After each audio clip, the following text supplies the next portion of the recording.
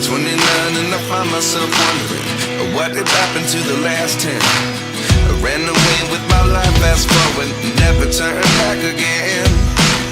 It's kind of funny that the more we pass time, the more we need to set the rewind. And 19 was the year I had to leave you, but now I'm seeing all the signs. Is this really happening? I can't believe it's true. I'm just as surprised as you. Is this really happening?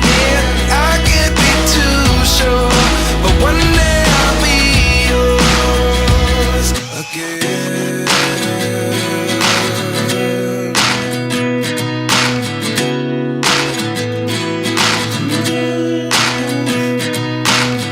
Life lessons come one in a dozen.